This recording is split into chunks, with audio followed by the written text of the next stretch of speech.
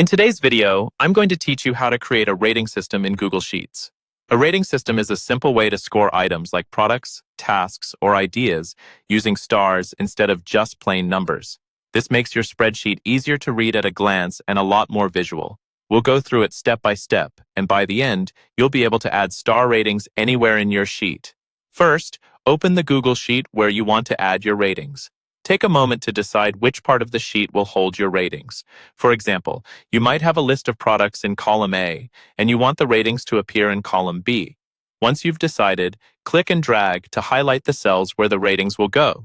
You can select a single cell, an entire column, or just a specific range, depending on what you need. Getting this selection right at the start will save you time later. With those cells selected, you're now ready to insert the rating smart chips. At the top of your screen, look for the Insert menu and click on it. From the drop-down, hover over Smart Chips. In the sub-menu that appears, choose Rating. As soon as you do that, Google Sheets will convert your selected cells into rating fields. Each cell will now be ready to display a row of stars instead of just plain text or numbers. If you prefer using shortcuts instead of menus, there's another quick way to do this.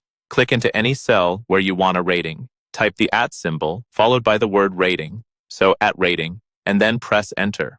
The cell will automatically turn into a rating smart chip. You can then copy that cell and paste it to other cells to repeat the rating format. Now it's time to actually give something a rating. Click on one of the rating cells you created. You'll see a row of faint, empty stars appear. Click on the stars to choose how many you want, from 1 to 5. 1 star might mean poor, 3 stars could be average, and 5 stars could be excellent. You can always change your mind later. Just click again to adjust the number of stars. You can repeat this for every item you're evaluating. Once you've set up a few, your sheet will start to look more polished and much easier to scan, making it simple to compare ratings at a glance.